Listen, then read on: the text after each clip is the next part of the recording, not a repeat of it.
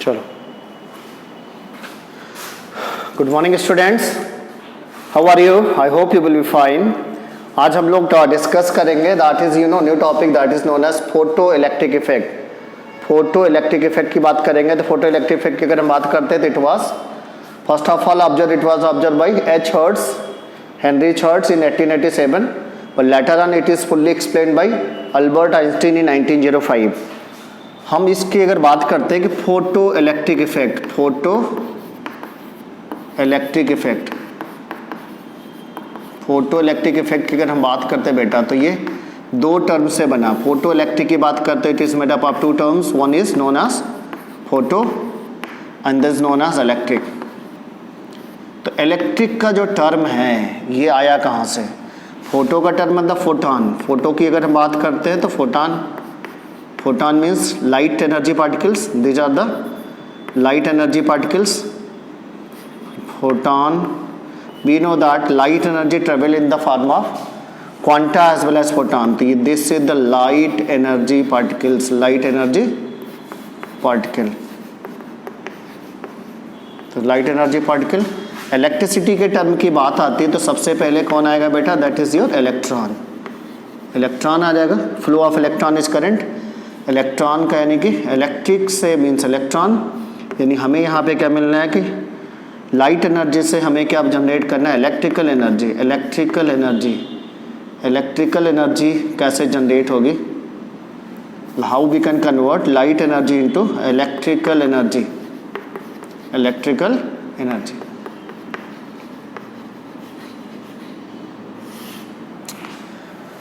तो बेसिकली एक तरीके से हीटिंग इफेक्ट है। जब लाइट की रेडिएशन किसी मेटल की सरफेस पे पड़ती है, किसी ऑब्जेक्ट की सरफेस पे पड़ेगी तो मेटल क्या होगा? थर्मली हीट हो जाएगा। और हीट होने के बाद वी नो दैट कि अगर हमारे पास हीट होने के बाद इलेक्ट्रॉन वहाँ से इजेक्ट होगा। वी नो दैट अगर हमारे पास मान लो कोई मेटल है तो metal is made up of tiny atoms. और जब हम एटम की बात करते हैं we know the atom is spherical in shape, centre of atom is positively charge and surrounding we have orbit, where the electron is present. Orbit है जिसमें electron present होता है। अब ये इलेक्ट्रॉन इस न्यूक्लियस से क्या रहता है? टाइटली होल्ड रहता है। तो हमें क्या करना है? इसके बीच का ये जो इलेक्ट्रोस्टैटिक फोर्स ऑफ अट्रैक्शन है, यहाँ पे एक force we know that is the electrostatic force of attraction, electrostatic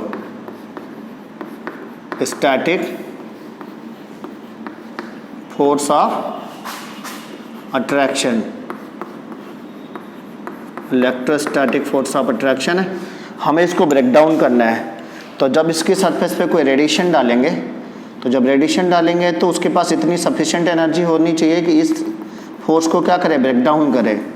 तो हमें इस फोर्स को तोड़ना है। इलेक्ट्रोस्टैटिक फोर्स ऑफ अट्रैक्शन के बाद तोड़ेंगे तो मेटल का जो एटम होगा दैट विल लॉस, यहाँ से क्या होगा? Loss of electron takes place, loss of electron takes place. तो इसकी सरफेस पे हम रेडिएशन डालेंगे, ऐसी रेडिएशन जिसके पास एक सफिशिएंट एनर्जी होगी।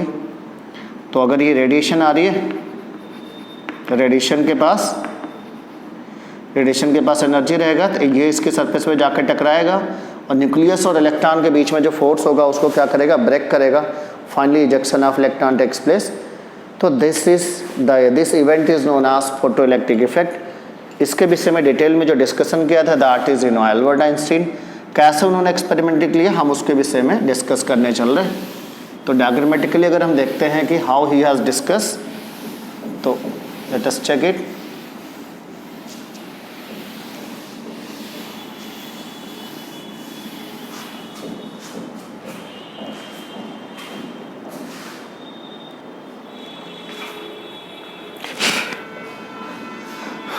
डायग्रामेटिकली अगर हम देखते हैं तो सबसे पहले जो आइंस्टाइन ने यूज किया that was hollow cylindrical glass tube similar to discharge tube used in cathode, discovery of cathode rays।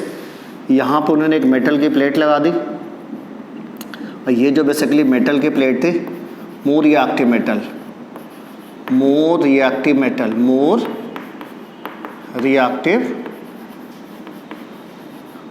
Metal का कौन सा प्लेट था बेटा? That is known as cathode. Cathode के नाम से जाना जाएगा। ओबियसली इसकी सरफेस पे क्या होगा? नेगेटिव चार्ज और negative terminal and this is the positive terminal, and both are connect. Yeah, opposite side there is a anode terminal होगा. This is the source. This is the source is not of 10,000 volt. As we know that कि cathode rays के discovery में हमने 10,000 volt use किया, but यहाँ पे हमें ऐसा कुछ 10,000 वोल्ट की नीड नहीं है. लो प्रेशर यहाँ पे रहेगा इन बिटवीन दैट. इसके अंदर क्या होना चाहिए बेटा? लो pressure. Low pressure, low pressure इसलिए ज़रूरी है कि कंडक्शन जो हमारी नॉर्मल एयर होती है that is not a good conductor of current, so that we need low pressure. Low pressure की सिचुएशन में अब हम यहाँ पे देखेंगे कि radiations are coming. This is the sunlight, suppose करो this is the sunlight and the radiations are coming with a high frequency, and the radiation will come and strike at the surface of more reactive metal. more reactive metal की surface पे जब strike करेगा तो they will transfer their energy. ये अपनी energy metal को transfer करेगी.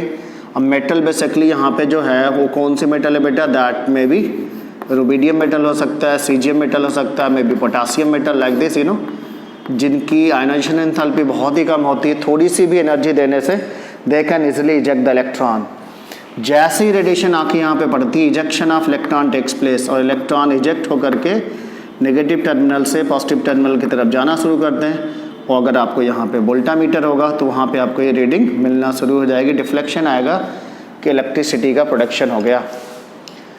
तो this is the radiation having sufficient energy when strike at the surface of a metal, then ejection of electron takes place.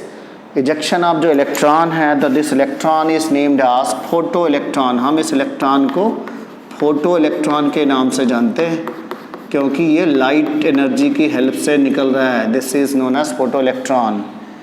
और ये इलेक्ट्रॉन का फ्लो होगा तो that is your photoelectric current. ये जो करंट जनरेट हो रही है हम इस करंट को क्या बोलेंगे? फोटो इलेक्ट्रिक करंट के नाम से जानेंगे.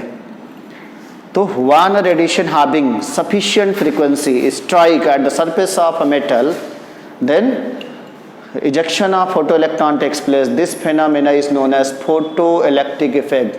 Photo means light radiation having sufficient frequency strike at the surface of metal, and ejection of photoelectron takes place is known as photoelectric effect. Photoelectric effect के नाम से जाना जा सकता है.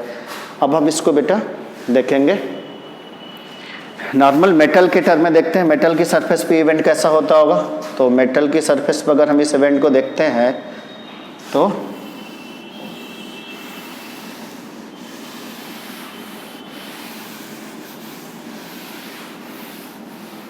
मैथमेटिकल एनालिसिस इसकी करते हैं. Let be have a metal. ये मेरे पास एक मेटल है.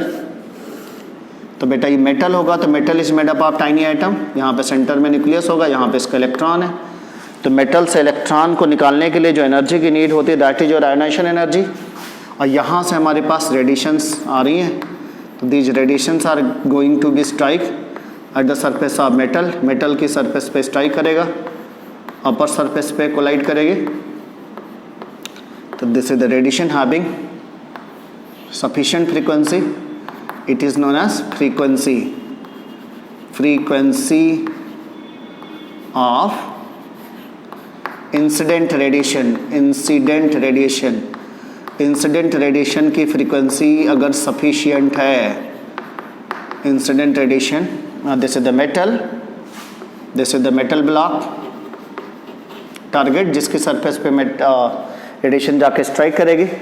We know that this electron as well as nucleus, इनके बीच में एक फोर्स लगता है that is known as electrostatic force of attraction लगेगा.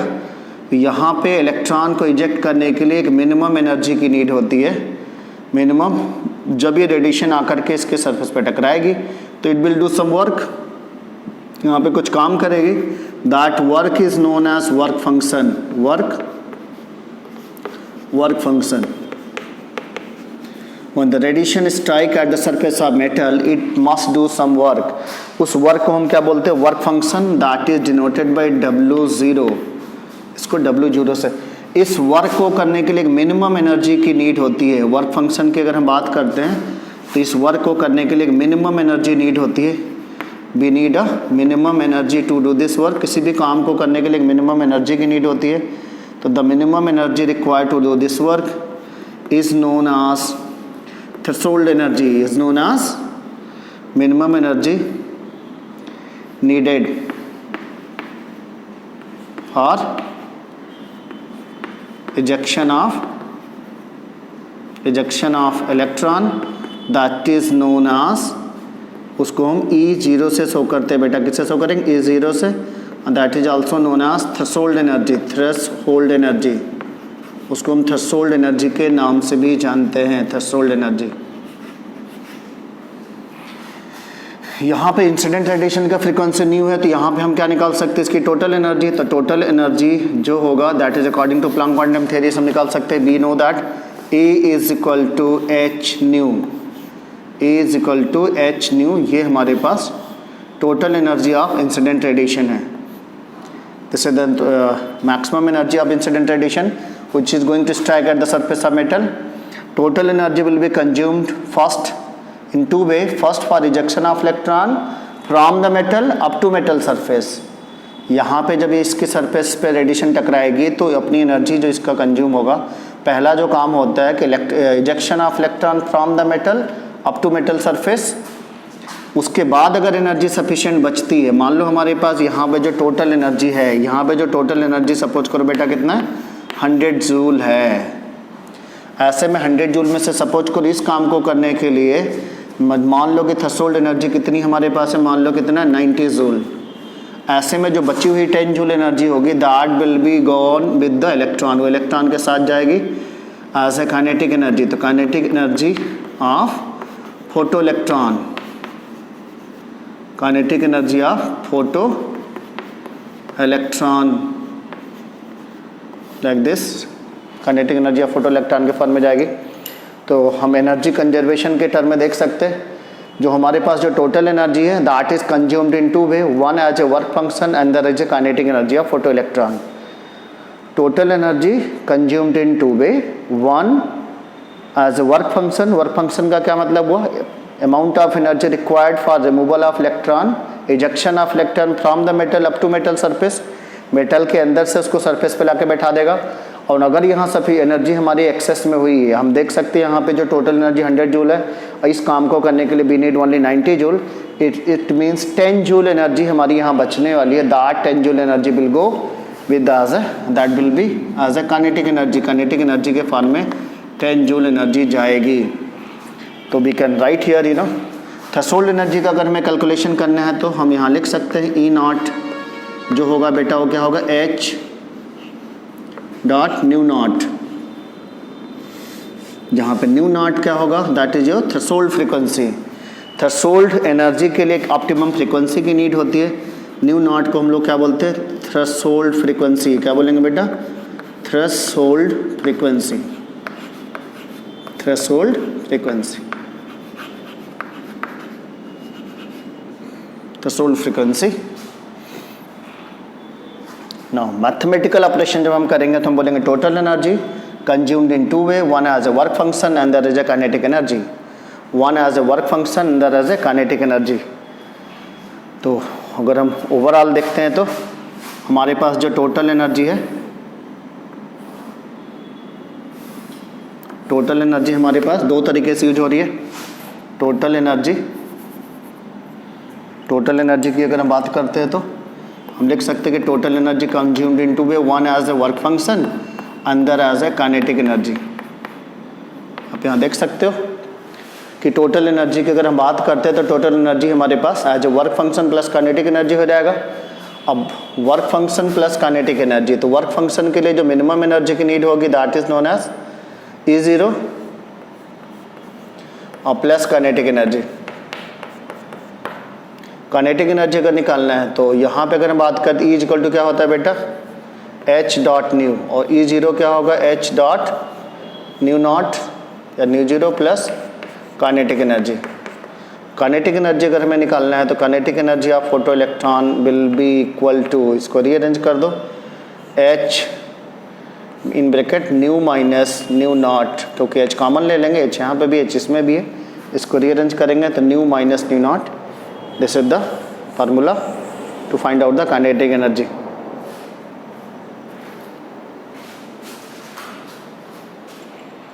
तो total energy consumed in two way, one as a work function and other is a kinetic energy. Work function मैंने बोला, work function is the minimum amount of energy required for ejection of electron from the metal to the metal surface. Work function की हम बात करेंगे अभी आगे detail में कि वर्क फंक्शन किस पे डिपेंड करता है। No doubt it is depend upon nature of metal पे डिपेंड करता है। मोर रिएक्टिव मेटल्स के वर्क फंक्शन की वैल्यू कम होती है, मोर रिएक्टिव मेटल्स इलेक्ट्रॉन आसानी से निकल सकता है, लेस रिएक्टिव मेटल के केस में वर्क फंक्शन की वैल्यू ज़्यादा रहती है। तो काइनेटिक एनर्जी का फार्मूला अगर हम देखते हैं तो that is going to H bracket में न्यू माइनस न्यू नॉट लिखा जा सकता है।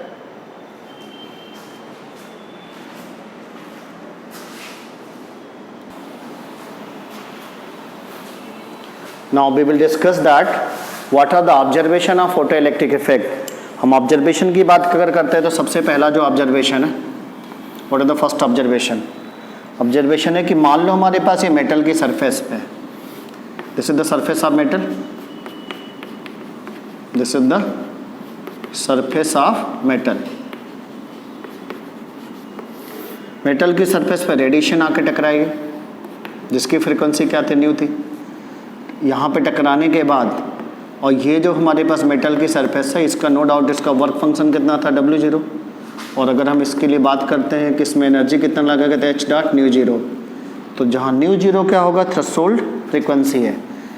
यहाँ पे लाइट की रेडिएशन जैसे इंसिडेंट करेगी और यहाँ से इजेक्शन ऑफ इलेक्ट्रॉन हुआ, इन दोनों के बीच में कोई टाइम गैप, कोई टाइम इंटरवल नहीं रहता। There is no time gap between ejection of electron and strikement of the incident radiation.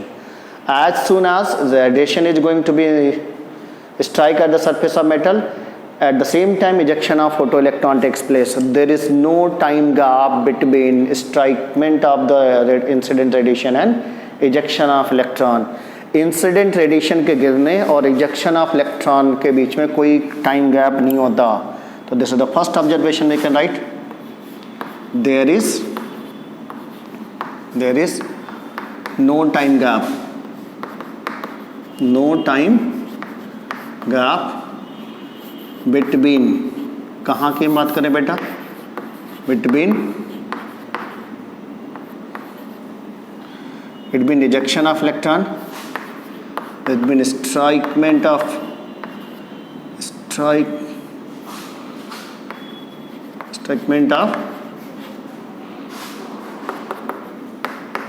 Radiation,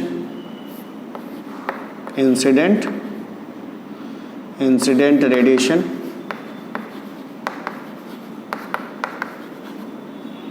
and ejection of photoelectron,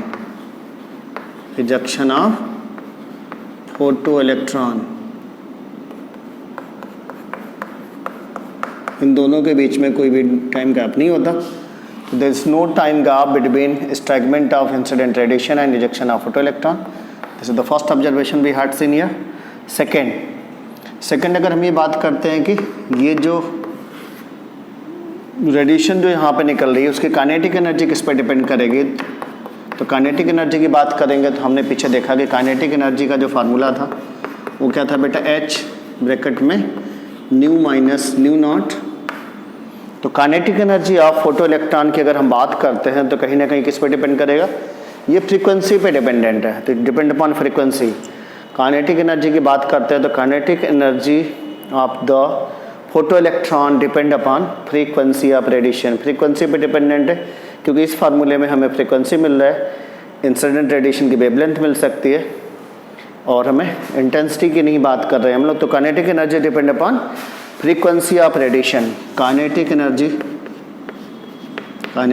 of photo electron depends upon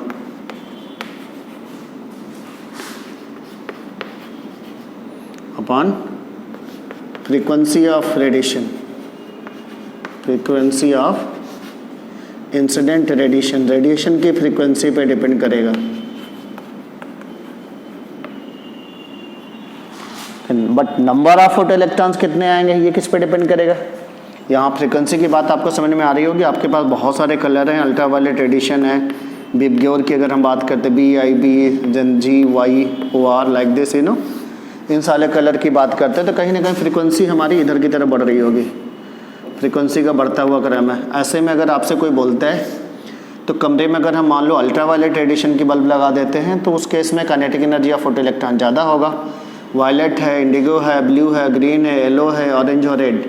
तो अब जैसे जैसे कमरे में अगर हम बल्ब लगाते हैं तो हमारे पास जो बल्ब है, जो सोर्स है, अगर वो वायलेट कलर का है तो that will be better source for more kinetic energy of the electron rather than red colour और ऑरेंज कलर। तो कलर बदलने से फ्रीक्वेंसी बदलेगा, तो जो आपका सोर्स है उसका आप कलर बदल दो तो फ्रीक्वेंसी चेंज किया जा सकता है। अब हम बात करेंगे what will be the effect on the brightness. इसको हम ग्राफिकली भी देख सकते हैं, how it is depend upon frequency पे कैसे डिपेंड करता है। तो हम इस पे अगर एक ग्राफ प्लाट करते हैं बेटा तो हम देख सकते हैं यहाँ पे हमें क्या मिलने वाला है। हम यहाँ देख सकते हैं कि काइनेटिक एनर्जी, अगर एक ग्राफ प्लाट करते हैं between kinetic energy of photo electron versus frequency of incident radiation, frequency of incident radiation. चलो चेक करते हैं incident radiation. From the formula you can see that kinetic energy is equal to H bracket में nu minus nu naught. ऐसे में अगर kinetic energy जो हमारे पास formula है बेटा वो क्या है, kinetic energy is equal to H bracket में nu minus nu naught. You can observe here कि अगर आपका न्यू नॉट से कम है तो काइनेटिक एनर्जी तो नेगेटिव में आ जाएगा, जो पॉसिबल है नहीं। तो फर्स्ट केस में ये अगर new is can not be less than new not, तो अगर ये फ्रीक्वेंसी की वैल्यू को अगर मान लो मैंने क्या रख दिया, 0 रख दिया, इंसिडेंट रेडिएशन की फ्रीक्वेंसी को अगर 0 कर देंगे तो काइनेटिक एनर्जी 0 होगा। इजेक्शन ऑफ इलेक्ट्रॉन की बात ही नहीं करेंगे। धीरे धीरे हम फ्रीक्वेंसी को बढ़ाएंगे, बढ़ाते बढ़ाते मान लो ये कोई पर्टिकुलर वैल्यू है जहाँ पे ये न्यू नॉट के बराबर हो जाती है। जैसे फ्रीक्वेंसी बढ़ करके न्यू नॉट के बराबर हो जाएगी वहाँ पे इजेक्शन स्टार्ट होगा इलेक्ट्रॉन का। अब काइनेटिक एनर्जी और फ्रीक्वेंसी का ग्राफ आपका स्ट्रेट लाइन चलेगा, लेकिन इसका आपको बेसिकली 0 से ओरिजिनल ग्राफ नहीं मिलेगा, क्योंकि फ्रीक्वेंसी को 0 करेंगे काइनेटिक एनर्जी 0 होगा, तो फ्रीक्वेंसी को 0 नहीं किया जा सकता। 0 पे तो इजेक्शन ही नहीं होगा, मिनिमम एक ऑप्टिमम वैल्यू की नीड होगी यहाँ पे। तो by this way you can say that तो यहाँ पे आप देख सकते हो बेसिकली, तो ये हमें एक ऑप्टिमम वैल्यू ऑफ फ्रीक्वेंसी की नीड होती है, उसके बाद आपका ये स्ट्रेट लाइन चलता है। तो काइनेटिक एनर्जी फ्रीक्वेंसी पे डिपेंडेंट है no doubt, but not from this point से नहीं डिपेंड होगा। आप थ्रेशोल्ड फ्रीक्वेंसी के बाद जैसे जैसे आप बढ़ाते जाओगे वैसे वैसे काइनेटिक एनर्जी बढ़ेगी। Ejection of electron can be only possible after the threshold frequency. तो काइनेटिक एनर्जी फ्रीक्वेंसी पे डिपेंडेंट है। अब हम चाहते हैं कि ज़्यादा नंबर ऑफ इलेक्ट्रॉन निकले। अगर हम इलेक्ट्रॉन की क्वांटिटी बढ़ाना चाहते हैं, नंबर ऑफ इलेक्ट्रॉन का इजेक्शन बढ़ाना चाहते हैं, तो हमें क्या होगा, ब्राइटनेस बढ़ाना होगा, सोर्स की पावर की बढ़ानी होगी। आप यहाँ तक नोट कर लीजिए।